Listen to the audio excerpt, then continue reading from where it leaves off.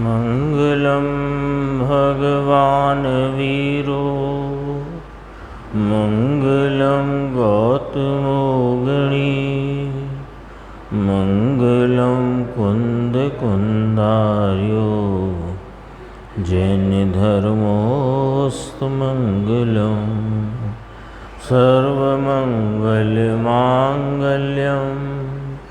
सर्वकल्याणकारकं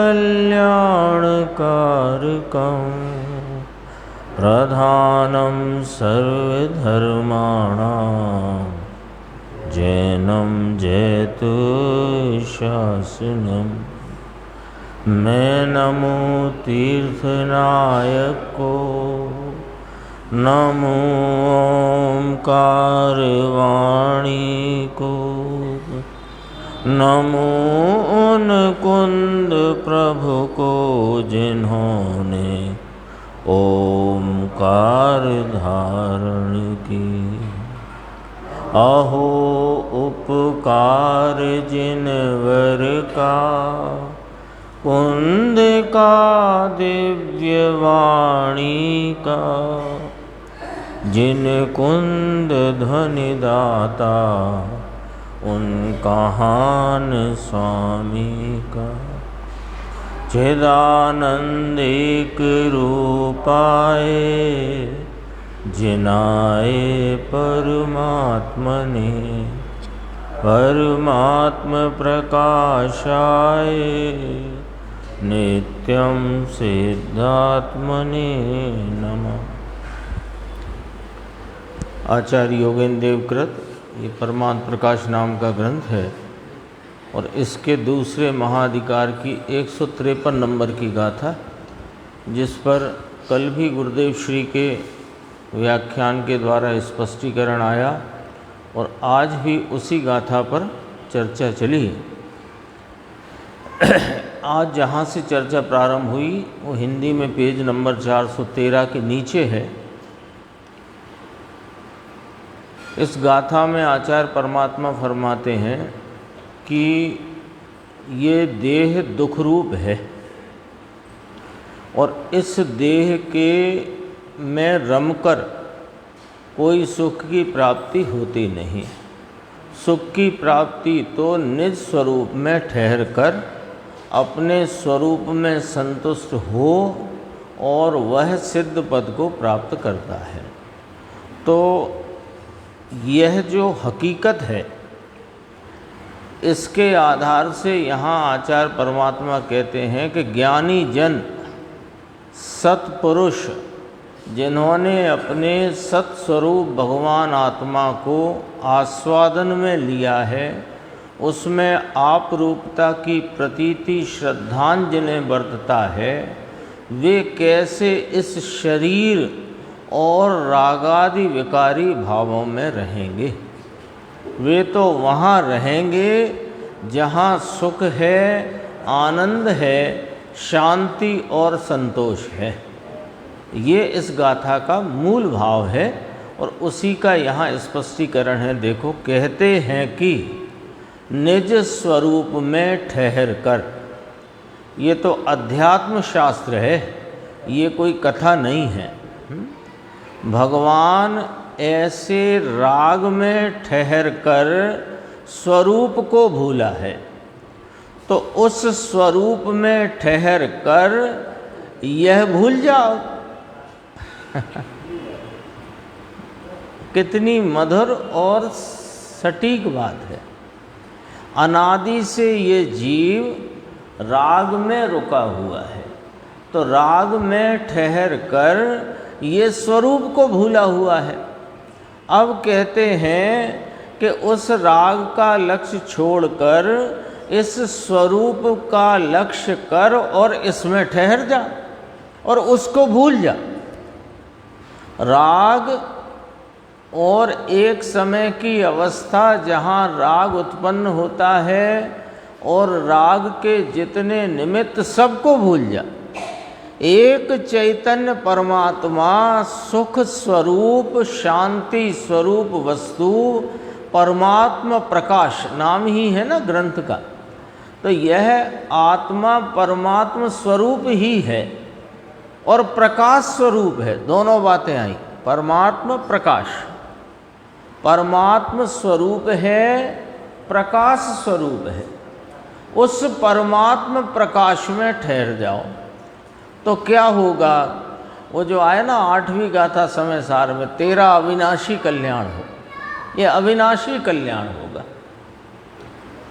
इतनी एक ही पंक्ति इतनी एकदम सीधी है, इसे उपदेश मानो, आदेश मानो, निर्देश मानो, जो मानो सो मानो, लेकिन एक पंक्ति कितनी महत्वपूर्ण है कि पहले तो पुकारा हमें, है ना। किसी से कुछ कहना हो तो उसको पुकारते हैं ना, उसको संबोधन करते हैं। तो हमें संबोधन किया, भगवान ऐसे संबोधन किया, भगवान तू ऐसे राग में ठहर कर, रुक कर, अटक कर इस स्वरूप को भूला है। अब क्या करें महाराज? कोई बताए कि भाई तेरे से ये भूल हो रही है, दुखी होता है ना प्राणी, तो कोई जीव दुखी हुआ तो किसी के पास जाता है कि बहुत दुख है, बहुत परेशानी है, तो कहता तू इसलिए परेशान है। तो महाराज अब क्या करें? सहज है ना ये तो वार्तालाप। तो पुकारा, हम गए नहीं पूछने तो भी पुकारा कि भगवान तू ऐसे राग में ठहर कर अपने स्वरूप को भूला है। तो महाराज अब क्या करें कि उस स्वरूप में ठहर जा और इसको भूल जा, यह भूल जा। अब देखो फिर क्या कहते हैं, दुनिया माने ना माने उसके साथ कुछ संबंध नहीं है।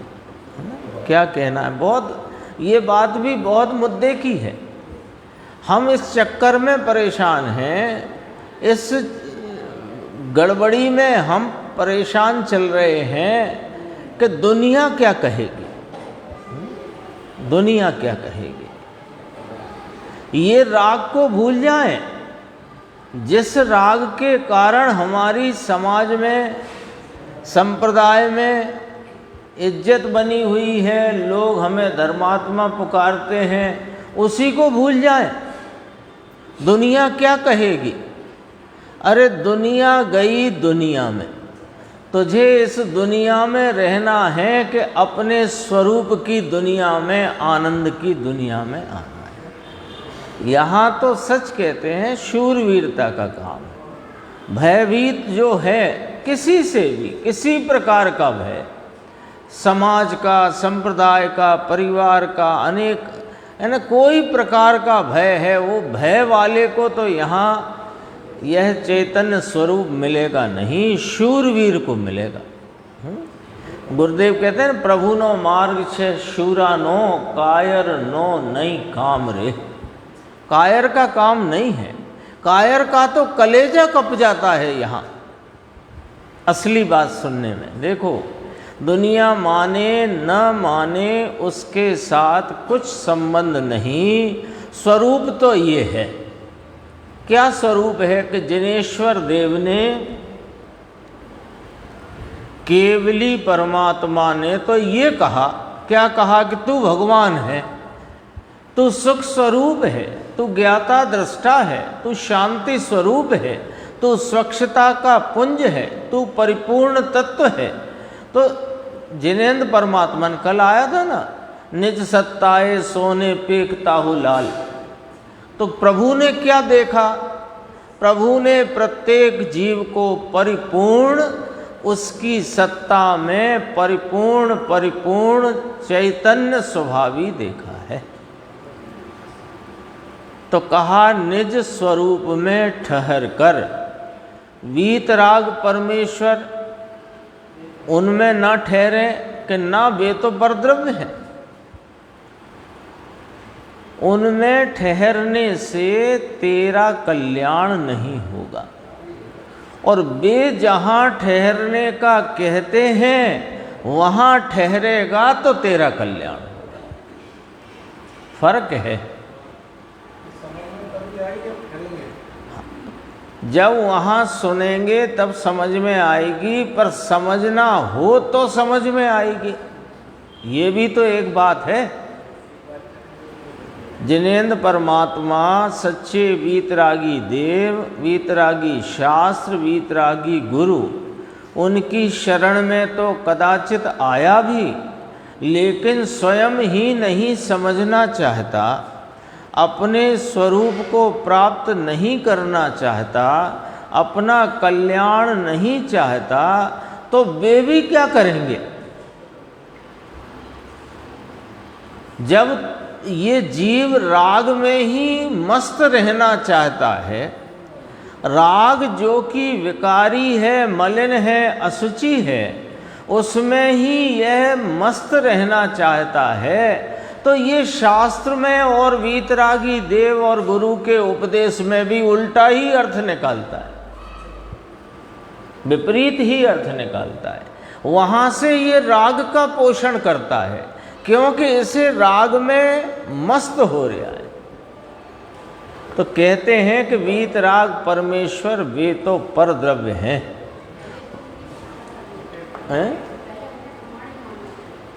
प्रामाणिक मानना देखो ऐसा है कि कौन मानेगा प्रामाणिक, है ना? पहले इधर से शुरू करो बात, इधर से। ये यदि अपना कल्याण चाहता है तो उनके पास नियम से पहुंचेगा। उपादान की जब शक्ति सहज जागृत होती है तो निमित्त तो उस ही प्रकार के होते हैं। निमित्तों की शरण में जाएगा तो मिल जाएगा, ये बड़ी भूल है। लेकिन जब अंतरंग में अपने स्वरूप के उस सुख की प्राप्ति का वास्तविक अभिलाषी हुआ है तो यही मिलेगा आपको। पहले करना पड़ेगा, मैं अपने को उधर का समझो पराधीनता खड़ी होती है, थोड़ा समझना बात को। पहले वहाँ जिनेंद्र परमात्मा की शरण में आना पड़ेगा, ये पराधीन भाव है। सुनो जरा अच्छे से। पहले तुझे तेरी परिणति में अविनाशी कल्याण, अतीन्द्रिय महासुख चाहिए कि नहीं, पहले ये वाली बात है। पहले ये इस शहर में कोई इतने ही लोग रहते हैं क्या? या इस हिंदुस्तान में सिर्फ उतने ही लोग रहते हैं जो ये सच्ची वाणी को सुनते हैं? बहुत से हैं जो देवगुरु शास्त्र के सानिध्य में हैं, लेकिन अंदर में कल्याण करने का भाव ही उत्पन्न नहीं हुआ है, तो क्या करेगा? तो पहली बात यहां से लेना, पहले अपने चैतन्य तत्व को पहचानना। तो कौन कहेगा कि वे ही कहेंगे कि तू अपने चैतन्य को पहचान, लेकिन कौन सुनेगा? कि जो अपना कल्याण चाहेगा वो सुनेगा। सुना तो रहे हैं, शास्त्रों में क्या लिखा है? शास्त्रों में तो लिखा है कि तू तेरे स्वरूप को पहचान और उसका आलम्बन ले, लेकिन ये उस बात को कान ही नहीं धरता।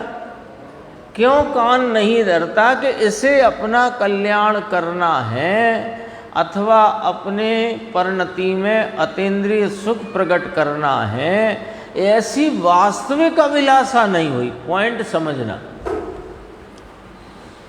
वास्तविक अभिलाषा की बात है। सुना सुनी देखा देखी की बात नहीं चलती है ना? शास्त्र में आया कि मोक्ष ही परम सुख स्वरूप है, तो हमें भी मोक्ष चाहिए।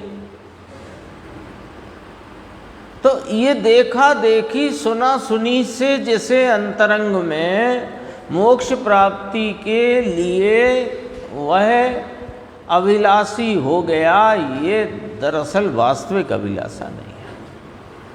स्वयं से जब अपने अतीन्द्रिय आनंद को प्राप्त करने का अभिलाषी हुआ हो तो वह सहज ही ये ही सद्निमित्तों के सानिध्य में मिलेगा। कहाँ मिलेगा? तो वे तो परद्रव्य हैं, वहाँ ठहरेगा। आया है उनके पास, उनकी वाणी भी अत्यंत विनय पूर्वक सुनता है और उनके प्रति अत्यंत बहुमान का भाव हृदय में रखकर सुनता है, लेकिन सुनकर सिर्फ सुनने में ही ठहरेगा, उनकी भक्ति बहुमान में ही रुकेगा। तो वहाँ जाएगा तो राग होगा, और राग का तात्पर्य ना तो जिनेंद्र परमात्मा का है, न जिनवाणी का है, न गुरुओं का है, और न तेरा होना चाहिए। राग की प्राप्ति का तात्पर्य पुण्य, भले पुण्य हो उसमें। वीतरागी देव शास्त्र गुरु की शरण में, उनके प्रति भक्ति में, बहुमान में, उनकी बात सुनने में, उस बात पर विचार करने में भले पुण्य हो, लेकिन ठहरना तो यहाँ है भगवान आनंद स्वरूप आत्मा में ठहर कर। तो कैसे ठहरना है कि पर की ओर के लक्ष्य को छोड़कर। गाथा 80 आती है ना प्रवचन सार में, तो उसमें कहा कि जो अरिहंत को द्रव्यपने, गुणपने, पर्यायपने जानता है वह अपनी आत्मा को जानता है और उसका मोह अवश्य क्षय को प्राप्त होता है। इतनी चर्चा 80 नंबर गाथा प्रवचन सार में है। अब वहाँ अपन विचार करते हैं कि जो अरिहंत के अथवा अरिहंत को उनके द्रव्यपने, गुणपने, पर्यायपने जानने में ही रुक गया उनको, तो वो आत्मा को जान लेता है। ये नहीं लिखा उस गाथा में आचार्य कुंद देव। उनके प्रति लक्ष्य करके जो तेरे को उनका द्रव्य, उनके गुण और उनकी पर्याय, ऐसा ही मैं द्रव्यपने, गुणपने, पर्यायपने हूँ, तो ऐसा जानकर उनका लक्ष्य छोड़ता है तो आत्मा जानने में आता है। उनके लक्ष्य में रहता है तो नहीं आता है। स्पष्ट है बात। देखो, पर की ओर के लक्ष्य को छोड़कर स्वरूप के लक्ष्य में जाकर स्थिर हो, वहाँ कठिन बातें हैं, है ना। अब स्वयं गुरुदेव कह रहे हैं कठिन बातें हैं। कठिन क्यों लगती हैं? कि वीतराग परमेश्वर उनका लक्ष्य छोड़ो तो तुझे आनंद और स्वरूप की प्राप्ति होगी। ये बात है तो कठिन लगती है। इसको क्यों कठिन लगती है? कि ये संसार के अनेक प्रकार के खाने, कमाने, भोगने के क्लेशों में, समझो मोटा माटी कहते हैं 24 ही घंटा उलझा। कदाचित वहाँ से समय निकालकर थोड़ी सी रुचि उधर से हटाई और यहाँ वीतरागी देव गुरु सास की शरण में आया, सो अब कहते उनका भी लक्ष्य छोड़ो। ये तो कठिन पड़ गई ना बात। लेकिन उनका लक्ष्य छोड़कर तुझे वापस क्लेश में धकेलने की थोड़ी कह रहे हैं। तो वहां खाने, कमाने, भोगने के क्लेश में से छूटकर यहाँ वीतरागी देव गुरु शास की शरण में आया है। तो उनकी शरण में आया तो हम कहते हैं उनका भी लक्ष्य छोड़। तो क्यों कहते हैं कि उस क्लेश में चला जा?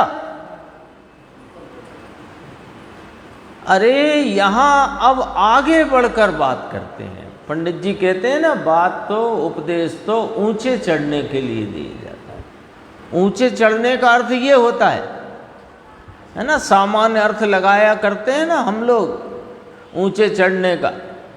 तो ऊंचे चढ़ने का अर्थ है ही नहीं कि अशुभ से छूट के शुभ में आया तो ऊंचा चढ़ा है, ये अर्थ ही नहीं है। वो तो नीचे के नीचे ही है। ऊंचे चढ़ने का उपदेश ये है कि जब तू कोई महाभाग्य से इन वीतरागी देव गुरु शास्त्र की शरण में आ गया, अब उनका लक्ष्य छोड़ और वे जहाँ कह रहे हैं उसका लक्ष्य कर, ये ऊंचे चढ़ने का उपदेश है। देखो कितना स्पष्ट गुरुदेव की कथनी कितनी स्पष्ट है, पर की ओर के लक्ष्य को छोड़कर। तो पर की लिस्ट तो अपनी बनी रखी है ना भैया, कि आज फिर बनाना है अंकुर, बनी हुई है वो तो। रागादि भाव से लेकर के, यहाँ तो और थोड़ी बात आगे आने वाली है, अल्पज्ञता के परिणाम से लेकर रागादि विकारी भाव और उनके सर्व निमित्त आदि सब से लक्ष्य छोड़कर स्वरूप के लक्ष्य में जाकर स्थिर हो वहाँ, ये उपदेश है जिनेंद्र परमात्मा का। अब कठिन लगता हो भैया तो कठिन मान लो, और सरल लगता हो तो सरल मान लो, और मार्ग तो यही है और मार्ग का उपदेश भी यही है। देखो 418 पेज पे आते हैं। एक बहुत अच्छी बात कही थी गुरुदेव ने, मैं संक्षेप में बोलता हूँ। ये लिया था गुरुदेव ने एक दृष्टांत, थोड़ा अपने लिए समझने का है। गृहस्थ व्यक्ति हो, करोड़पति हो, लड़का व्यभिचार में चढ़ गया हो, घर में पत्नी हो संस्कारी सुंदर सब बात, इसके बाद भी इधर उधर आने जाने की आदत हो गई हो, तो कहते हैं कि भाई अब ये घर नहीं निभेगा, अब ये घर नहीं चलेगा, नहीं निभेगा। ये आती है ना बात। हाँ, तो गुरुदेव क्या कहते हैं देखो, तो गुरुदेव ने एक कहावत लेकर के बात की कि भरा बर्तन, है ना, भरा बर्तन एक मुहावरा है। भरा बर्तन माने घर में जब अपने भोजन सामग्री आदि से बर्तन भरे पड़े हों और फिर भी तू बाहर जाकर झूठन चाटता फिरे, तो वो तो कोई शोभा की बात नहीं है। ऐसा कहकर वो भरा बर्तन का मुहावरा यहाँ लिया। देखो भरा बर्तन कहते हैं, वो भूल गया, गुरुदेव शब्द भूल गए थे, किसी ने याद दिलाया उन्हें कि ये भरा बर्तन कहते हैं ना, तो गुरुदेव बोले भूल जाते हैं तुम्हारे शब्द। भरा बर्तन छोड़कर झूठन चबाने जाता है, ऐसा कहते हैं। और यहाँ 3 लोक के नाथ ऐसा कहते हैं कि आनंद से भरा बर्तन तो तू है ना, तो उसे छोड़कर ये राग और द्वेष को चाटने जाता है, ये घर नहीं टिकेगा। बात समझ में आती है कि नहीं आती? दृष्टांत थोड़ा सा कठिन है, लेकिन चोट करे ऐसा है, चोट करे ऐसा है। आनंद से भरा हुआ बर्तन लबालब तू स्वयं विद्यमान है ना, फिर भी तू ये राग द्वेष को चाटने जाता है, ये घर, ये आनंद का महल नहीं टिकेगा, यानी इसमें आनंद तुझे नहीं मिलेगा। ऐसी बात है बापू, ये तो उसके आत्मा के हित की बात है। प्रभु महंगी पड़े, यानी तेरे को वो बात थोड़ी अटपटी लगे, महंगी लगे, ना सुनी हो इसलिए कठिन पड़े। बापू मार्ग तो ये है, यह भरा बर्तन छोड़कर झूठन चाटने जाता है बेटा, ये घर नहीं टिकेगा। ये राग द्वेष का भाव, विकारी भाव, मलिन भाव, विपरीत भाव, दुख रूप भाव, दुख के कारण रूप भाव, ये शुभ राग, ये अशुभ राग, ये दया दान भक्ति, ये काम क्रोध खाना कमाना, ये सब राग द्वेष की झूठन है। ऐसा क्यों कहा है? इतना कड़क शब्द क्यों लिया? क्यों? और बहुत सीधा लॉजिक है इसमें, कोई कठिन बात नहीं है ना। अपने घर का भोजन छोड़कर दूसरे के यहाँ भोजन करने जाए तो है ना, तो पराश्रय पना होता है कि स्वाश्रय पना होता है? बस इतना विचार करो और यहीं से जवाब मिल जाएगा। भले रिसेप्शन में गया हो, 4 टेलीफोन और बड़े बड़े कार्ड भी तेरे घर आए हैं, और फिर तू गया है और वहाँ पर मेज़बान ने हाथ जोड़ करके तुझे वहाँ अभिनंदन किया, स्वागत किया। अब आजकल का रिवाज बता रहे हैं, वो तो गई परोसगारी की बात। और वहाँ जाकर के खड़ा हो गया, तो बताओ वहाँ भी पराश्रित भाव है कि स्वाश्रित भाव? आया ना, ख्याल में आई बात? तो ये जो दया दान व्रत भक्ति का राग हो कि खाने कमाने भोगने का राग हो, ये पराश्रित भाव है। तो पराश्रित भाव है इसलिए झूठन कहा है इसको। और स्वाश्रित स्वयं के बर्तन में से निकाल कर खाने में क्या? तो ये आनंद से भरा हुआ बर्तन है, इसका आनंद लो ना। कितना कि जितना तेरे से बने उतना, तेरी वर्तमान उपयोग के पात्र में जितना आए उतना, जितना रुकेगा उतना आएगा। बेटा ये घर नहीं निवेगा। इसी प्रकार यहाँ 3 लोक के नाथ जिनेश्वर देव धर्म पिता, वे ऐसा कहते हैं कि ये भरा बर्तन आनंद का नाथ प्रभु है ना तू। किससे कह रहे हैं? अपने से कहते हैं भाई। उसे छोड़कर ये पुण्य और पाप और देह की प्रीति में झूठन चाटने जाता है, ऐसा होगा, है ना। देखो फिर स्वयं ने ही कहा, है ना। इसको लगे कि ये कैसी बात करी। नीचे और बातें हैं सब, बात थोड़ी कठिन है लेकिन चुभ है ऐसी है, और चुभना ही चाहिए। देखो अब पेज 418 है कि दिगंबर संतों की पुकार है ये, कि निस्वरूप में ठहर, यही पुकार है ना। और ये भी कहा कि ये जो रागादि विकारी भाव हैं, ये जो देह है, इसमें सत्पुरुष कभी नहीं रह सकते। देखो दिगंबर संतों की पुकार है ये। अरे ऐसी बात कहीं है नहीं बापू। पूरे विश्व के पर्दे पर आप चले जाना, ये वाली जिनेंद्र परमात्मा की जो मूल बात है ये आपको मिलेगी नहीं कहीं। एक जिनेंद्र परमात्मा के सिवाय, उनकी परंपरा में कहे गए आचार्यों के शास्त्रों के सिवाय कहीं यह बात आपको मिल नहीं सकती पूरे विश्व में। अरे रे कहते हैं सत्पुरुष कभी नहीं रह सकते। कहाँ नहीं रह सकते? कि ये दुख का कारण ऐसा शरीर, दुख के कारण ऐसे पुण्य पाप के भाव, वह धर्मी सत्पुरुष चिदानंद भगवान, सच्चिदानंद भगवान के अतिरिक्त ऐसे असत में कैसे रहे। अब ये शब्द आया असत, क्या भाव है इसका? देखो ये बेसत्पुरुष, सत्पुरुष किसको कहा?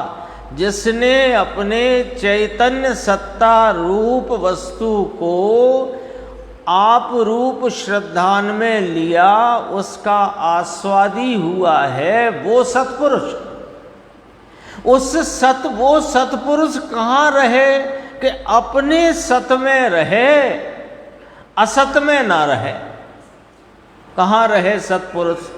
3 बार सत है ना, एक सत्पुरुष, एक सत और एक सत नहीं सो असत। 3 बार सत है, उसको समझो कि सत्पुरुष कौन? कि अपनी चैतन्य सत्ता का आस्वादी होकर जिसने उसमें आप रूपता का श्रद्धान किया है वो सत्पुरुष। अब वो सत्पुरुष कहाँ रहे कि अपने सत स्वरूप में रहे, असत में कैसे रहे?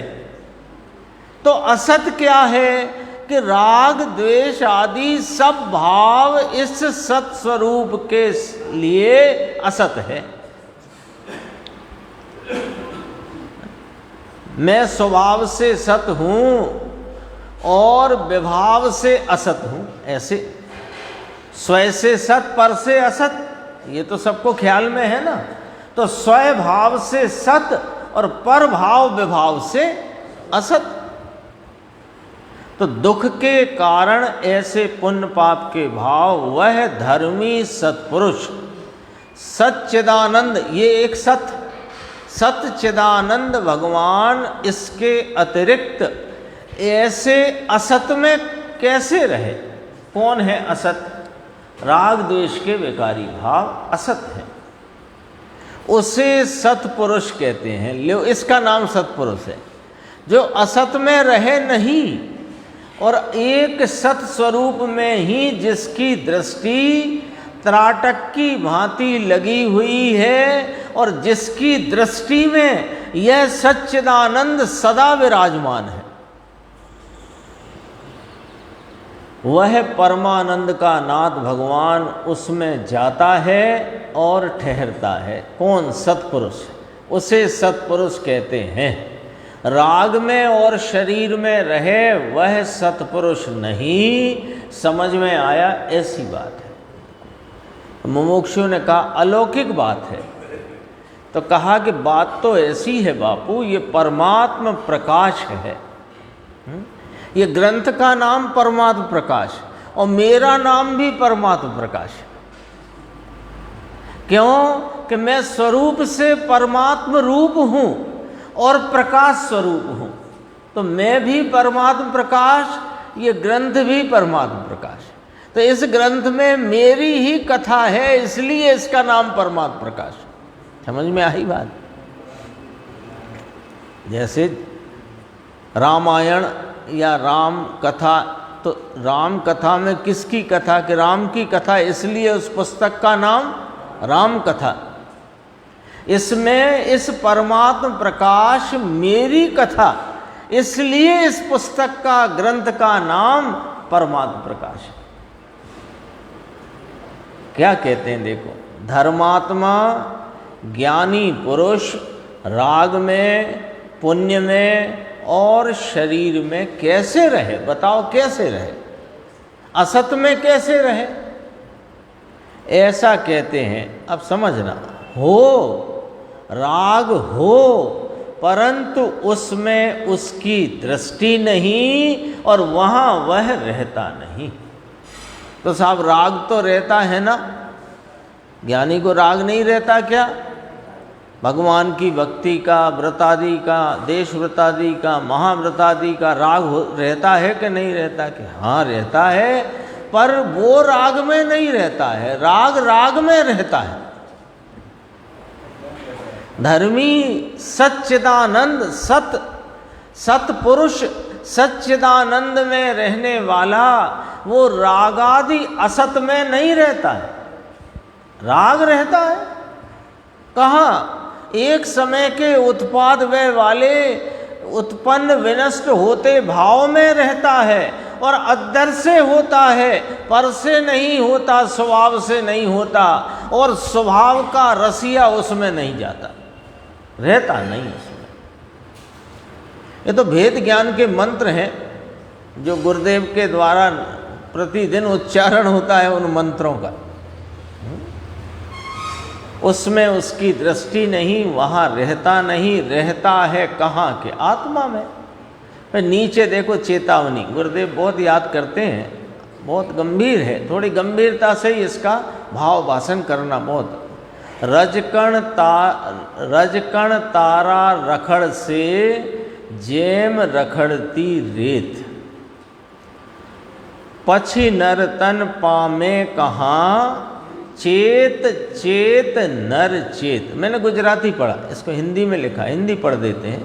रजकण तेरे भटकेंगे जैसे भटकती रेत, फिर नर तन पाए कहाँ, चेत चेत नर चेत। चेतावनी है ये, चेतावनी है। चेतावनी होती है ना, जैसे अभी समझो अनाउंसमेंट भी हो, टीवी पर भी आए, सोशल मीडिया पे भी आए, और सब तरफ सरकारी चेतावनी आई कि बाजू में बांध टूट गया है और गांव में तेज़ी से पानी भर रहा है, सब लोग गांव खाली कर दो। चेतावनी आई, तो फिर कितना विलंब करना है आपको गांव खाली करने में? अरे नहीं नहीं, अभी ज़रा ये एक लड़का मेरा जवान हो गया है 24-25 का, पहले इसका विवाह कर दें, बहू आ जाए अथवा कन्या है घर में, इसका विवाह कर दें, फिर खाली कर देंगे गांव। ऐसे करते हैं क्या? देखो चेतावनी की बात है, चेतावनी आएगी तो क्या करते हो? बोलो टीटू भाई, कितनी देर लगेगी गांव खाली होने में? है ना? तुरंत ही जो ले जाते बनेगा सो ले जाएगा, और नहीं ले जाते बनेगा तो छोड़ जाएगा, लेकिन गांव खाली हो जाएगा। चेतावनी है ना। यहां भी तो अनंत ज्ञानी आचार्य परमात्मा सर्वज्ञ देव चेतावनी देते हैं। देखो, रजकण तारा रखड़ से जेम रखड़ती रेत। ये इसके भी जरा अर्थ किया गुरुदेव ने, नीचे देखना क्या होगा।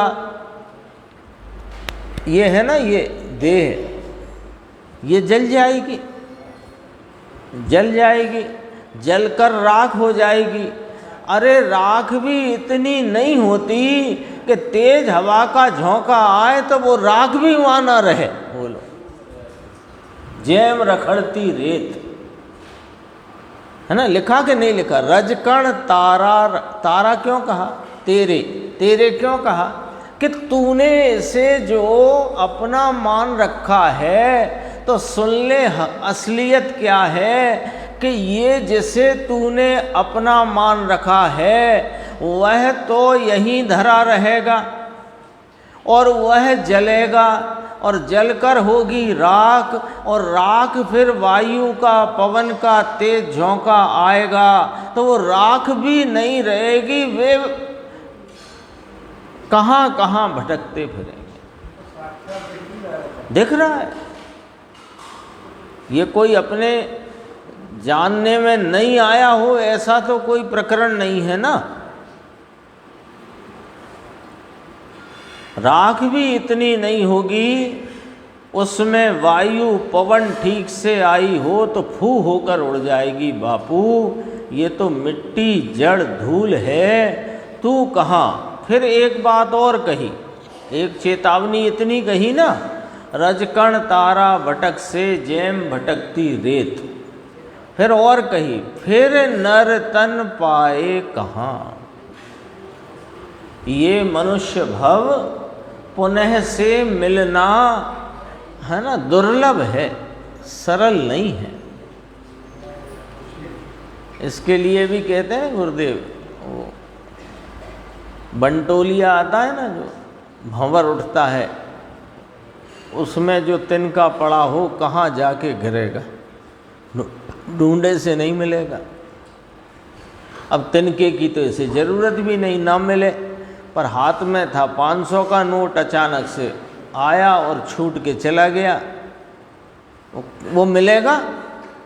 ऐसे ये नर्तन गया तो फिर कब मिलेगा, कोई हिसाब नहीं है।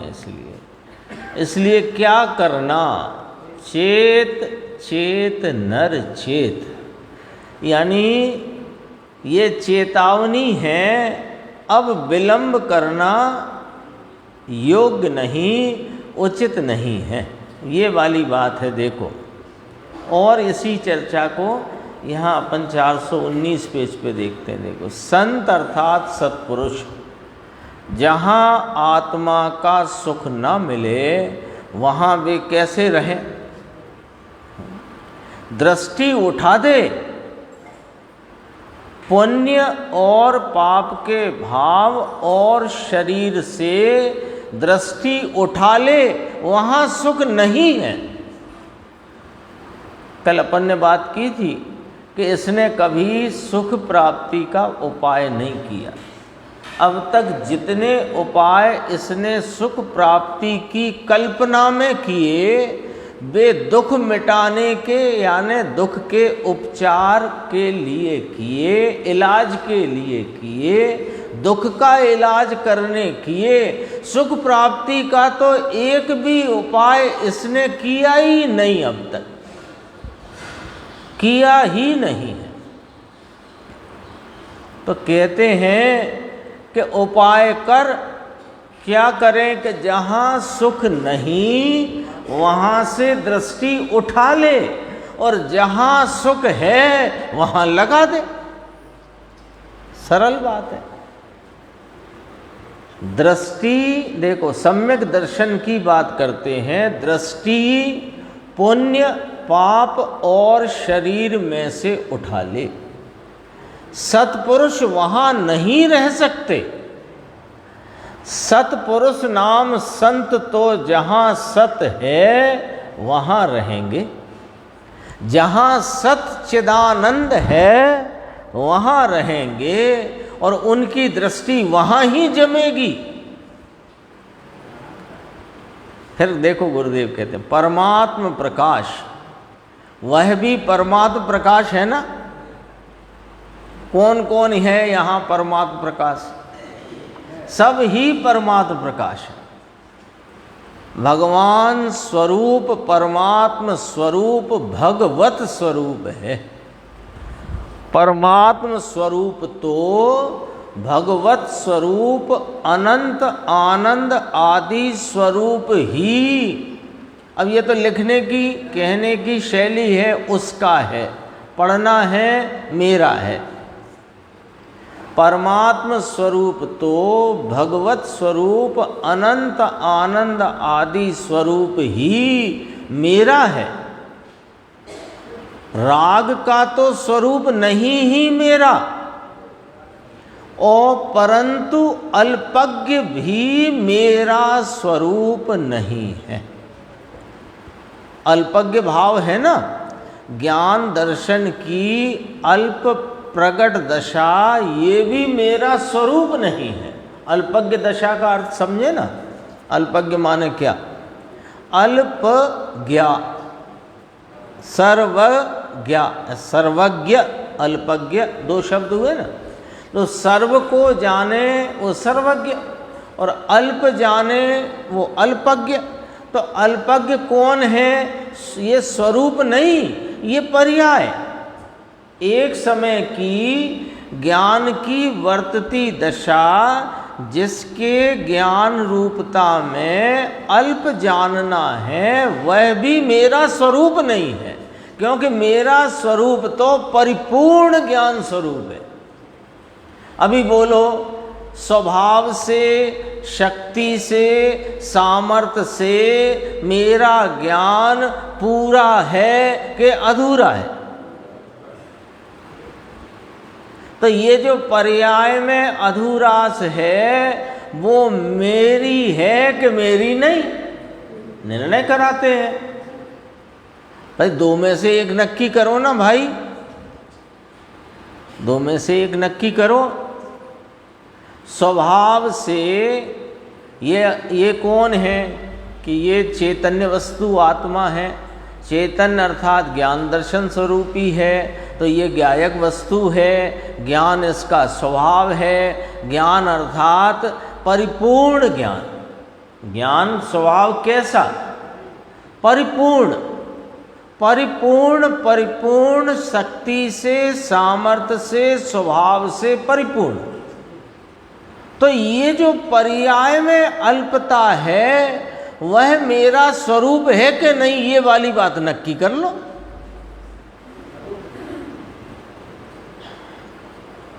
तो कोई कह सकता है कि निश्चय से तो परिपूर्ण हूं, व्यवहार से अल्पज्ञ हूं, अल्पता है। ठीक कहा भाई तुमने, लेकिन उसका पूरा अर्थ समझ लो। तुमने ही कहा है, तुम्हें ही समझना पड़ेगा। निश्चय से तो मैं परिपूर्ण हूं, व्यवहार से अल्पता है। बिल्कुल ठीक कहा, बिल्कुल ठीक, नयों के एकदम सही प्रयोग किया है। लेकिन व्यवहार माने क्या? कि है नहीं और कहता है। तो है नहीं फिर क्यों कहता है? कि भेद पर से कहता है, स्वभाव से थोड़ी कहता है। तो स्वभाव क्या नक्की हुआ फिर आखिरकार? स्वभाव तो सामर्थ्य से, शक्ति से परिपूर्ण, परिपूर्ण, परिपूर्ण ही है। देखो, राग का तो स्वरूप नहीं मेरा, जोड़ दिया मैंने, परंतु अल्पज्ञ भी मेरा स्वरूप नहीं। पूछते हैं गुरुदेव, समझ में आया? समझ में आया? मानो बात जिस तरीके से कह रहे हैं वो तरीके से बात आपके ख्याल में, भाव वासन में, भाव वासन माने विकल्पात्मक भाव वासन में भी बैठती है कि नहीं बैठती है ना? देखो, इसको भी समझ लो थोड़ा सा, 1 मिनट में और कम समय में। जैसे यहाँ से अपन पढ़ रहे हैं, चर्चा कर रहे हैं, तो कोई ऐसे भी सुन सकता है, हाँ कहते जाओ, ठीक है, कहते जाओ। कितना कहोगे? 10 बजेंगे बंद करोगे? कहते जाओ। ऐसा भी हो सकता है, और ऐसा भी हो सकता है कि भाई क्या कह रहे हैं ये हमारे ख्याल में बैठ रहा है कि नहीं बैठ रहा। नहीं बैठ रहा तो बैठाना है, नहीं स्वयं से नहीं बैठ रहा, सुनकर नहीं बैठ रहा तो पूछ के बैठाना है, आपस में चर्चा करके बैठाना। एक ये भी रीति हो सकती है। अब जिसकी जो रीति हो वो अपनी अपनी समझ लेना। लेकिन देखो, बात को गंभीरता से इसलिए सुनना आवश्यक है कि बात गंभीर है। एक और राग से लेकर परद्रव्य, उसमें धर्मी कैसे रहे? आप बताओ, प्रश्नवाचक है। कैसे रहे? बोलो, आप बताओ कैसे रहे? जिसमें सुख नहीं, जिसमें शांति नहीं, उस व्यवहार रत्नत्रय में धर्मी कैसे रहे? बोलो। अब फिर कठिन पड़ गई बात, फिर कठिन पड़ गई।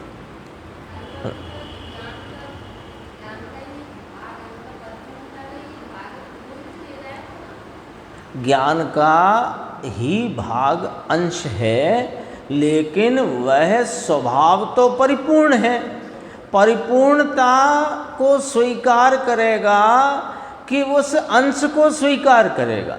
अंश को स्वीकार करेगा तो पर्याय दृष्टि में मिथ्या तो खड़ा रहेगा, और पूर्ण को स्वीकार करेगा तो द्रव्य दृष्टि में अपना स्वरूप और धर्म की प्राप्ति होगी। वो तो पर्याय दृष्टि हुई ना, भेद दृष्टि हुई, पर्याय दृष्टि हुई, और वो व्यवहारने का विषय है।